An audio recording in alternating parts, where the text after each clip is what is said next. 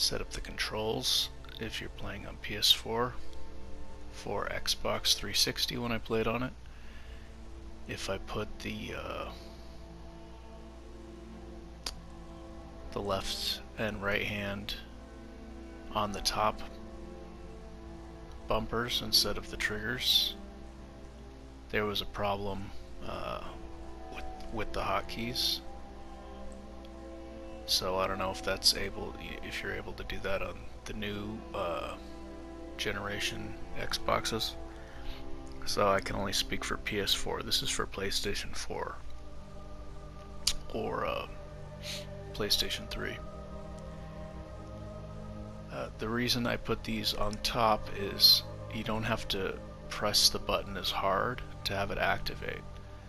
It allows for things like chaining together a quick attack with a power attack for, you know, more damage. You're squeezing in more damage in between like a block bash or a dodge attack, things like that. The more sensitive the button presses are, the more easy it is to do what you want to do. I have activate on this. This really doesn't matter that much. It's personal preference. It's just similar to Borderlands, so I put activate on that. And yeah, these, you know, buttons like that aren't that big of a deal. Yeah, same thing with the jump button. I think usually the activate is X, but you know, do whatever you feel comfortable for with that. The sprint I think should be on L2, and the reason I put sprint on L2 is originally it's on L3. That wears out your paddle when you press L3 all the time. That will really put a lot of mileage on the left thumbstick quickly when you're constantly pressing it into sprint and holding it down to sprint. It's really hard on your paddle. It's not going to last as long, and then you're going to have to replace it. So I'd advise, like, this is easier. You just, you know, click it in, and on PS3 you have to hold it down, but on PlayStation 4 you just have to press it once and then you can keep sprinting. Shout power I put on R2. Now again, this is when you're in combat you don't want to start sneaking. And I mean, if you're trying to do non-sneak combat, you know, you don't want to start sneaking in the middle of a non-sneak combat because you move slower, your moves are more clumsy, and it's just, you know, it's not necessarily what you wanted to start doing. So that being on the L3 thumbstick,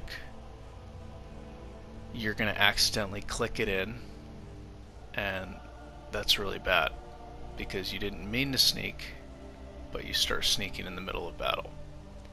Like if you're doing something like a permadeath run, this is really bad. You definitely don't want this. So I put this on the pad button, which is the middle button. And you know, I could still sneak if I want to. I just press the pad button.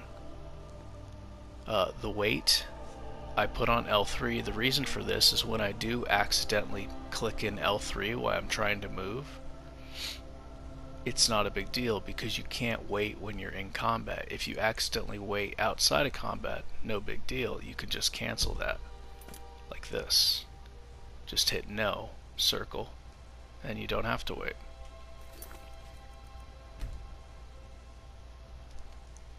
So that's why I put that on there.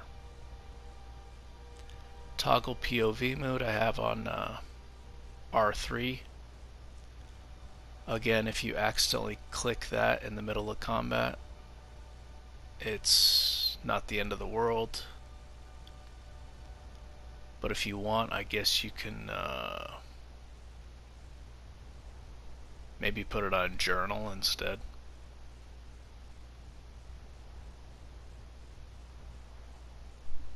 But yeah, for me, you know, maybe you could switch journal and toggle POV mode. This isn't a big deal though. Like, you know, if you do accidentally press it, you just switch the points of view. But yeah, if that's a problem, you could just, I don't know. Anyways, that's pretty much all I had. I think this is, for me personally, I think this is the most effective way to have the controls to be most effective in combat and not accidentally sneak. And this is also going to preserve your paddle and make it not wear out as quickly, especially the left and right thumbsticks. Those are usually the first to go on these paddles with these first-person shooter games. And I think it's great that you can change the controls the way you want. I think all games should have this feature. I don't know why they don't. It's really upsetting. Really upsetting when games don't have this feature. But yeah, that's it.